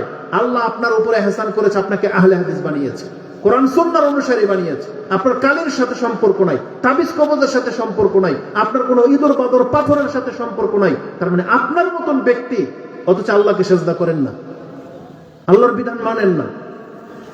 এটা কি করে হলো? অথচ আল্লাহ সুবহানাহু ওয়া তাআলা কত এহসান আমাদের উপরে করেছে। আমি আর আপনি আল্লাহর জন্য কি করলাম সেটা দেখেন। রক্ত দিয়ে দিচ্ছেন একটা দলের জন্য, নেতার জন্য, সুবহানাল্লাহ। অথচ আল্লাহর জন্য আপনি নামাজ পড়বেন কার্পেটের মধ্যে, ভালো করে পবিত্র কাপড় পরে আল্লাহর সামনে দাঁড়াবেন, সেই তৌফিক আপনার হয় না। কিন্তু রাষ্ট্রের জন্য, ওই ব্যক্তির জন্য আপনি জীবন দিয়ে দেন না। আপনার বিবেকের মধ্যে সমস্যা আছে। আপনার বিবেকটাকে সুস্থ করার জন্য আল্লাহ কোরআন নাজিল করেছে। এই জন্য চিন্তা ভাবনা করে কাজ করেন। একটা মুসলিম কতটা সম্মানিত আপনি মরলে বুঝতে পারবেন। আপনি জানেন পৃথিবীর সমস্ত কাফের সেই দিন বিচারের মাঠে কি বলবে? একটা হাদিস তো ইমাম মুসলিম কোট করেছেন তাওবার অধ্যায়, যে একটা মুসলিমকে নাজাত দেওয়ার জন্য আল্লাহ যত ব্যবস্থা করেছেন তার মধ্যে একটা ব্যবস্থা, এটা আমি আমার মনে হয় আপনি জীবনও শুনেন নাই। আপনি কিতাব পড়েন তাহলে পাবেন। আর হাদিস মুসলিমে আছে, রাসূলুল্লাহ সাল্লাল্লাহু আলাইহি ওয়াসাল্লাম তিনি বলেছেন, আল্লাহ একটা মুসলিম বান্দাকে জাহান্নাম থেকে বাঁচানোর জন্য যখন এই বান্দা পাপের কারণে জাহান্নামে যাবে, আল্লাহ বলবে থামো, ওকে রাখো, ফেলো না। তোমার জাহান্নামে ফেলতে হবে একজনকে, ধরো এলো একটা ইহুদি, অথবা বলা হবে এলো একটা খ্রিস্টান, এই মুসলিমটাকে ছেড়ে দাও। জাহান্নামে ফেলতে হলে ইহুদিটাকে ফেলো, জাহান্নামে ফেলতে হলে খ্রিস্টানকে ফেলো, আমার বান্দাকে না। আল্লাহর পক্ষ থেকে বলা হবে হাদা ফিকাতুকা মিনান নার, এটা তোমার জন্য জাহান্নাম থেকে বাঁচার কাফারা, যাও তুমি সরো, তোমার বদলায় ওকে জাহান্নামে ফেলা হবে। এটা আল্লাহ করবেন একটা ইহুদি খ্রিস্টানের সাথে, আর এগেইনস্ট একটা মুসলিম দাঁড়াবে। এটা তওবার অধ্যায় ইমাম বুখারী মুসলিম উভয় তাদের কিতাবে এনেছেন। আপনি কি মনে করেন বিচারের মাঠে যখন আল্লাহ নিজের হাতে জাহান্নাম থেকে শুধু মুসলিম হওয়ার কারণে জাহান্নাম থেকে বহু মানুষকে যখন উঠাবে, সেই দিন কাফের আক্ষেপ করে বলবে, হায় রে দুনিয়া, যদি আমি সম্পদশালী না হয়ে যদি মুসলিম হইতাম। কোরআনে আল্লাহ সেই জিকির করেছেন, সূরা হিজর 15 নম্বর সূরার শুরুতে আল্লাহ বলেছেন, রুবামা ইয়াওয়াদুল্লাযিনা কাফারু লাউ কানু মুসলিমিন, হায় আমাদের দুর্ভোগ যদি দুনিয়াতে আমি কাফের না হয়ে মুসলিম হইতাম। কেন আল্লাহ কেন বলেছেন, ইয়া আইয়ুহাল্লাযিনা আমানুত্তাকুল্লাহা হাক্কা তুকাতিহ ওয়া লা তামুতুন্না ইল্লা ওয়া আনতুম মুসলিমুন, মুসলিম না হয়ে কিন্তু মইরো না। কেন বলছেন আল্লাহ এই কথা? কারণ রাসূল বলেছেন, আল্লাহ ইন্না লা ইয়াদখুলুল জান্নাতা ইল্লা নাফসুন মুসলিমাতুন, জান্নাত এমন একটা জায়গা সেখানে মুসলিম ব্যক্তি ছাড়া কোনো ব্যক্তি ঢুকতে পারবে না। এটা হচ্ছে জান্নাত। এটা ইমাম মুসলিম কোট করেছেন, ইমাম বুখারীও কোট করেছেন। মানে মুসলিম ছাড়া কোনো ব্যক্তি জান্নাতে যেতে পারবে না। আর সেই ইসলামকে আপনি ছেড়ে দিয়ে বসে আছেন। শুধু বাপমার সূত্রে মুসলিম হওয়া যায় না, এটা যত তাড়াতাড়ি আপনি বুঝতে পারবেন তত তাড়াতাড়ি আপনার কল্যাণ, তত তাড়াতাড়ি মসজিদ ভরে যাবে, তত তাড়াতাড়ি হারামখোর দূর হয়ে যাবে, তত তাড়াতাড়ি মানুষের চরিত্র ফেরত আসবে। যতক্ষণ বুঝতে পারবেন যে আপনি মানুষ, আমি একজন মুসলিম, আর মুসলিম মানে জন্মসূত্রে মুসলিম না, আমি ইসলাম পালনকারী মুসলিম, ততদিন পর্যন্ত এই সমাজ ঠিক হবে না, রাষ্ট্র ঠিক হবে না। কিন্তু যতদিন পর্যন্ত মানুষ বুঝবে যে আমি মুসলিম, তখন দেখবেন যে সবাই সোজা হয়ে গেছে। জন্মসূত্রে যে মুসলিম হওয়া যায় না বা নাজাত পাওয়া যাবে না, তার বাস্তব প্রমাণ হচ্ছে ইহুদি নাসারা, খ্রিস্টান, হিন্দুরা। কারণ তারা কার সন্তান বলেন তো? পৃথিবীর মানুষ কার সন্তান? আদম আলাইহিস সালাম সন্তান না? তাহলে আদম আলাইহিস সালাম কি ইহুদি, খ্রিস্টান নাকি মুসলিম? আদম আলাইহিস সালাম হচ্ছে মুসলিম। তাহলে মুসলিমের ঘরে জন্ম হলেই যদি নাজাত পাওয়া যায়, তাহলে প্রত্যেকটা ইহুদি জান্নাতি, প্রত্যেকটা খ্রিস্টান জান্নাতি, প্রত্যেকটা হিন্দু জান্নাতি। কিন্তু জান্নাতে যাবে? ফতোয়া তো আপনি ওখান থেকে মেরে দিবেন না, কোনোদিন হইতে পারে না। ইহুদি আবার জান্নাতে যাবে, খ্রিস্টান জান্নাতে যাবে, কেন যাবে না? ওদের অপরাধ কি? শুধু হিন্দুর ঘরে জন্ম হওয়ার কারণে? শুধু খ্রিস্টানের ঘরে জন্ম হওয়ার কারণে? না, আল্লাহ বলছে না, জন্ম যেখানে সেখানে হতে পারে, জন্ম মুসলমানের ঘরে হতে পারে, কিন্তু এটা জান্নাতের সার্টিফিকেট না। আর এটার বাস্তবতা দেখানোর জন্যই তো আল্লাহ মুহাম্মদ ইব্রাহিম আলাইহিম সালাম তাদেরকে পেশ করেছেন। ইব্রাহিমের পিতা তো পুতুল পূজারই না, শুধু পুতুল বানাইতে। তার মানে যদি পুতুলের ঘরে জন্ম হওয়ার কারণে যদি জাহান্নামী হইতো, তাহলে ইব্রাহিম আলাইহিস সালাম মুক্তি পেতেন না। কিন্তু তার কর্ম তাকে ঠেকাইতে পারেনি। তিনি পুতুল পূজারীর ঘরে জন্ম হওয়ার পরেও তিনি আল্লাহর খলিল। আপনি বিষয়টা বুঝেন? আর নূহ আলাইহিস সালামের ঘরের, প্রথম রাসূলের ঘরের জন্ম হয়েও সে জাহান্নামী। লূত আলাইহিস সালাম, নূহ আলাইহিস সালামের স্ত্রী হওয়ার পরেও জাহান্নামী। আর ফেরাউনের স্ত্রী হওয়ার পরেও জান্নাতি। সুবহানাল্লাহ! কিসের ভিত্তিতে?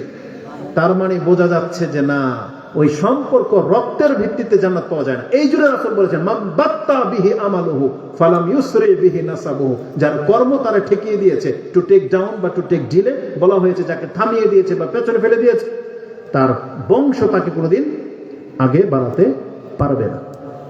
এই জন্য আল্লাহ সুবহানাহু ওয়া তাআলা কোরআনে বলে দিয়েছেন, 6 জায়গায় বলেছেন, লা তাজিরু ওয়াজিরাতুন উযরা উখরা। কেউ কারো বোঝা বহন করবে না। কোরআনে প্রায় 6টা আয়াতে আছে এটা, আল্লাহ তাজিরু ওয়াজিরাতুন উযরা উখরা। এইভাবে আল্লাহ প্রায় 6টা আয়াতে বলেছেন যে কেউ কারো বোঝা বহন করবে না। এই জন্য মহিলারা যারা আছেন, আপনার কর্ম আপনার, আপনার স্বামীর কর্ম আপনার স্বামীর। দিন পালন করার চেষ্টা করেন। আমাদের দিন ধর্ম হচ্ছে ইসলাম। আর ইসলাম শুধু মুখে দাবি করলে হয় না। ইমাম আউজাই, আমাদের সালাফ ইমাম হাসান আল বসরি তিনি এইভাবে বলতেন, লা ইয়াসিহুল কাউলু ইল্লা বিআমালিন ওয়া লা ইয়াসিহুল কাউলুন ওয়া আমালুন ইল্লা বিনিয়াহ। তিনি বলতেন এইভাবে, মুখের কথা যথেষ্ট না আমল ছাড়া, আমল যথেষ্ট হবে না নিয়ত ছাড়া। আর আমলও ঠিক, মুখে কথাও বললেন, নিয়তও ভালো, কিন্তু কবুল হবে না। লা ইয়াসিহুল কাউলুন ওয়া আমালুন ওয়া নিয়াতুন ইল্লা বিসুন্নাহ, সুন্নাহ মোতাবেক না হলে। আপনি বুঝেন, সবকিছুর একটা চেইন আছে। আমাদের নবী মুহাম্মদ সাল্লাল্লাহু আলাইহি ওয়াসাল্লাম, তিনি যেমন আমাদের ধর্মীয় ক্ষেত্রে নবী, তিনি আমাদের রাষ্ট্রের নেতা হিসেবেও নবী, তিনি পিতা হিসেবেও নবী, তিনি স্বামী হিসেবেও নবী।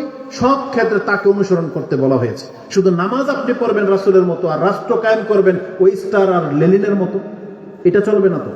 কারণ রাসূলকে বলা হয়েছে, লাকাদ কানা লাকুম ফি রাসূলিল্লাহি উসওয়াতুন হাসানাহ। রাষ্ট্র কায়েম করতে হলে ওই তার থিওরিটি করতে হবে।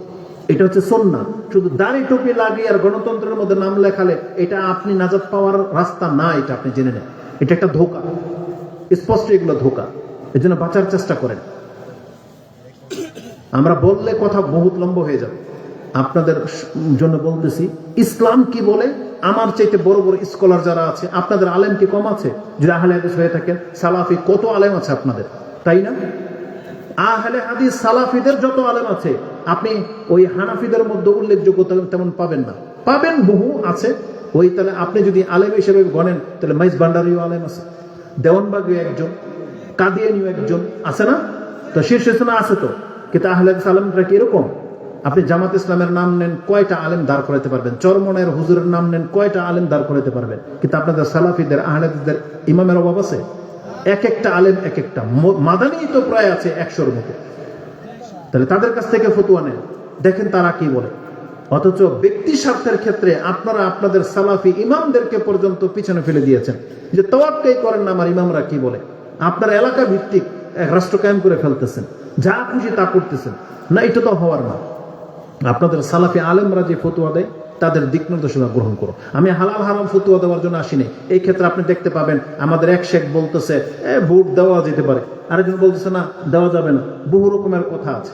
তো তাদেরটা ফলো করেন, দেখেন যেটা আপনার কাছে বেশি যৌক্তিক দালালিক মনে হয়, দলিল আছে, তাদের কথাটা গ্রহণ করবেন। আজকে আমাদের বক্তব্য হলো আপনি মুসলিম হন, এটা হচ্ছে আমাদের প্রথম দাবি। আসেন আমরা মুসলিম হই। মুসলিম মানে আমরা ইসলাম পালন করব, ইসলামের যে দিক নির্দেশনাগুলো আছে হালাল হারামগুলো মেনে চলবো। এই কোরআন পড়েন, প্রতিদিন 1 পৃষ্ঠা হইলেও পড়েন। আজকে কয়জন বলতে পারবেন কোরআন থেকে আপনি উপকৃত হন? কোরআনের সাথে আমল আছে প্রতিদিন, কোরআনের সাথে যারা হাফেজ তারাও বলতে পারবেন যে রাতে যে রাসূলুল্লাহ সাল্লাল্লাহু আলাইহি ওয়াসাল্লাম কোরআনের উপর আমল করতেন, কারা করে? আরে ছোট্ট একটা সূরা, সূরা ইখলাস, এটাই কয়জনে পড়ে? অথচ রাসূল বলেছেন আয়াজিজু আহাদুকুম আন তাকরাউ ফিল লাইলি সুলুসাল কোরআন, তোমাদের কোন ব্যক্তি কি অপারগ যে রাতের অংশে তুমি 10 ভাগের 1 ভাগ কোরআন মানে 10 পারা কোরআন পড়বে? তোমরা কি অপারগ? বলছে কাইফা ইয়াকরাউ সুলুসাল কোরআন ইয়া রাসূলুল্লাহ, প্রত্যেকদিন রাতে 10 পারা, এটা অসম্ভব ব্যাপার।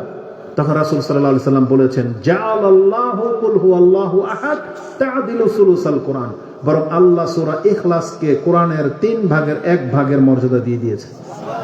তার মানে রাতের যে কোনো অংশে একবার সূরা ইখলাস পড়লে আপনি 10 পারা পড়ার নেকির মর্যাদা পেয়ে যাচ্ছেন। রাসূল বলেছেন যেই ব্যক্তি রাতের কোন অংশে সূরা বাকারার শেষ 2টা আয়াত পড়বে ফাকাফাতাহু, এই 2টা আয়াত তার জন্য যথেষ্ট হয়ে যাবে। রাসূল সাল্লাল্লাহু আলাইহি ওয়াসাল্লাম এক সাহাবীকে বলেছেন কুল, তুমি বলো কুল হুয়াল্লাহু আহাদুল মাউইজাতাইন, তুমি সূরা ফালাক এবং নাস সাথে পড়ো 3 বার সকালে এবং সন্ধ্যায়, তাকফিকা মিন কুল্লি শাই। এই 3টা সূরা 3 বার করে সকাল সন্ধ্যায় পড়লে যে কোনো মুসিবত থেকে বা যে কোনো কিছুর ক্ষেত্রে এই 3টা সূরা তোমাকে ডিফেন্স করবে, যথেষ্ট হয়ে যাবে। কিন্তু আমরা আমল কোথায়? রাসূলুল্লাহ সাল্লাল্লাহু আলাইহি ওয়াসাল্লামকে বলা হয়েছে যে কানা রাসূলুল্লাহ সাল্লাল্লাহু আলাইহি ওয়াসাল্লাম লা ইয়ানামু হাত্তা ইয়াকরা বিবনি ইসরাঈলা ওয়াজ জুমার ওয়া ফি রিওয়ায়াতিন আস-সাজদা। রাসূলুল্লাহ সাল্লাল্লাহু আলাইহি ওয়াসাল্লাম সাজদা, বনি ইসরাঈল, জুমার এই সূরাগুলো না পড়ে বিছানায় যেতেন না, মানে ঘুমাতেন না। আর বিছানায় গিয়ে আবার সূরা মুলকের কথা আছে, তারপর আর বিছানায় গিয়ে রাসূলুল্লাহ সাল্লাল্লাহু আলাইহি ওয়াসাল্লাম আয়াতুল কুরসি পাঠ করতেন। এই যে সূরা ফালাক নাস পড়ে এভাবে গায়ে মাসা করতেন। তাহলে কোরআনের প্রতি যেই আমলগুলো আছে আমাদের ব্যক্তি জীবনে কে বলতে পারবেন কয়বার আমরা পাঠ করি, কয়বার আমরা কি করি? অথচ আমাদের কোনো সম্পর্ক নাই ইবাদতের সাথে, সকাল সন্ধ্যার জিকিরের সাথে কোনো সম্পর্ক নাই। বিছানায় জিকির 15টা আমি আপনাকে প্রমাণ করে দেবো হাদিস সহ, সহিহ হাদিসে 15টা দোয়া আছে বিছানায়, কিন্তু কে কয়টা করি? তা আমাদেরকে এগুলো শিখতে হবে, মানতে হবে। এটা হলো আমাদের ধর্ম। কে মরলো না, কে বাঁচলো, কার কয়টা ভোট হইলো না, কে কোন মিছিল হইলো, এটা তো আমাদের দিন না, এটা হচ্ছে নিছক দুনিয়া।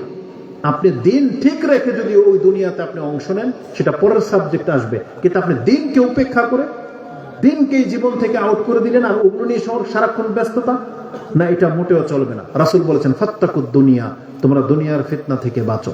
এই দুনিয়া আমাদেরকে নিয়ে ডুবে যাবে। আলী রাদিয়াল্লাহু তাআলা তিনি বলতেন ইরতাহালাতিদ দুনিয়া মুদবিরান ওয়ারতাহালাতিল আখিরা মুকবিলান ওয়া লিকুল্লি ওয়াহিদিন মিনহুমা বানুন ফাকুনু আবনাইল আখিরা ওয়া লা তাকুনু আবনাইদ দুনিয়া আল ইয়াওমা আমালুন ওয়া লা হিসাব ওয়া গাদান হিসাবুন ওয়া লা আমালুন। ইমাম বুখারী তার কিতাবুর রিকাকের মধ্যে এটা এনেছেন যে আমাদেরকে বলা হয়েছে দেখো তোমরা দুনিয়ামুখী হয়েও না, পরকালমুখী হও। দুনিয়ামুখী যারা হয়েছে দুনিয়া তাদেরকে রেখে পেছন দিকে সরে গেছে, আর পরকাল তোমার সামনের দিক থেকে এসেছে। এই যে আজকে যে বলা হলো কবরবাসীর বা কবরস্থানের কল্যাণের জন্য এই মাহফিল, এখানে যারা স্টিল বসে আছেন, আপনি যেই দিন জন্মগ্রহণ করেছিলেন সেখান থেকে ফিতা ফেলেন তো, কবরস্থানের দিকে ফিতাটা ফেলেন, বলেন তো দেখি কবরস্থান বেশি দূরে না আপনার জন্মের তারিখটা বেশি দূরে? বলেন তো, বুঝছেন আমার কথা? বুঝতে পেরেছেন? এখানে যারা আছেন যাদের 30, 40, 50 বছর হয় নাই, তার মানে ফিতাটা 50 বছর দূরে যাবে। আর কবরস্থানের দিকে ফেলেন তো, বলতে পারবেন আপনি আর 10 বছর বাঁচবেন, 20 বছর? আরে কারো ফিতা এতটুক, কারো হয়তো এতটুক, কারো 1 হাত, কারো হয়তো 10 বছর দূরে গিয়ে পড়বে ফিতাটা, কিন্তু 10 বছর পরে যেতে পারবেন আপনি? যাদের 50-60 বছর হয়ে গেছে আপনি বলতে পারবেন যে আরো 20 বছর বাঁচবেন না, অথচ আপনার 60 বছর অতীত করে চলে আসছেন।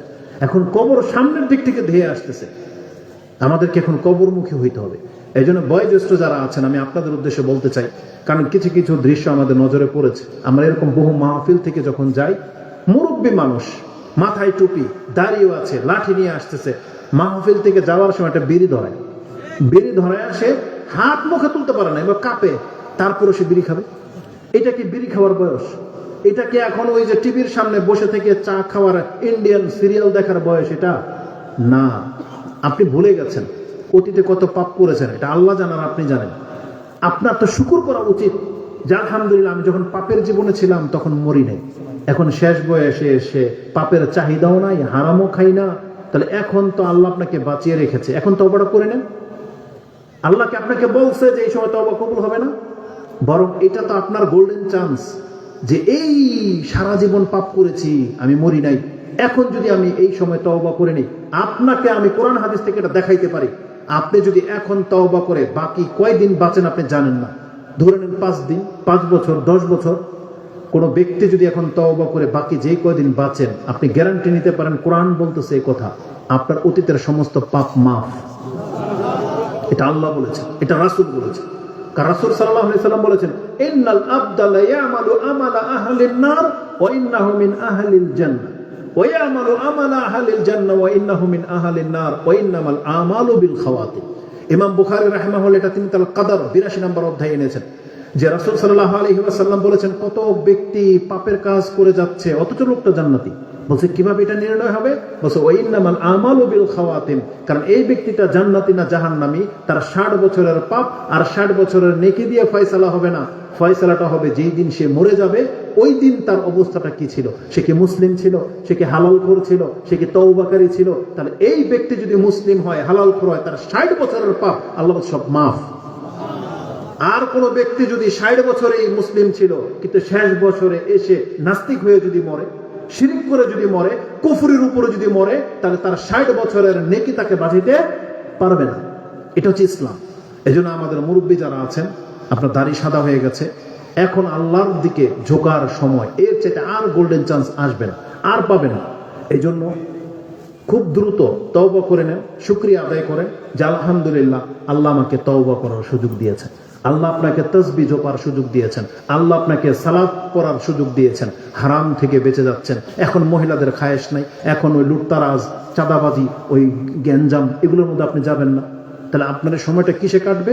যত পারেন সেজদা করেন, মানে কি নফল সালাত আদায় করার চেষ্টা করেন, যত পারেন জিকির আজকার করার চেষ্টা করেন, কোরআন পড়ার চেষ্টা করেন। এক একটা শব্দ আপনার মর্যাদা অনেক উঁচুতে আপনাকে নিয়ে যাবে। আল্লাহ আমাদের বয়োজ্যেষ্ঠদেরকে ইবাদত করার তৌফিক দান করুন, আমিন। আমাদেরকে আল্লাহ সুবহানাহু ওয়া তাআলা তাদের মতো বয়স এবং সুন্দর বয়স এবং ইসলামের উপরে টিকে থাকার তৌফিক দান করেন। আল্লাহ তুমি আমাদের পাপগুলোকে মাফ করে দাও। আল্লাহ আমাদেরকে তুমি শুধরাতে এবং আমাদের বাংলার জমিনে ইসলাম প্রতিষ্ঠা করতে যেমন নীতিমালা দরকার, যেমন সন্তান দরকার, যেমন সোলজার মুজাহিদ দরকার, আল্লাহ তুমি আমাদেরকে তাদের অন্তর্ভুক্ত করো। আমাদের অতীতের পাপগুলোকে আল্লাহ মাফ করে দাও। আমাদের মুরব্বীদেরকে আল্লাহ তুমি ক্ষমা করো। আমাদের মহিলাদেরকে আল্লাহ তুমি হেদায়েত করো, তারা যেন তাদের মান মর্যাদা বুঝতে পারে, তারা যেন তাদের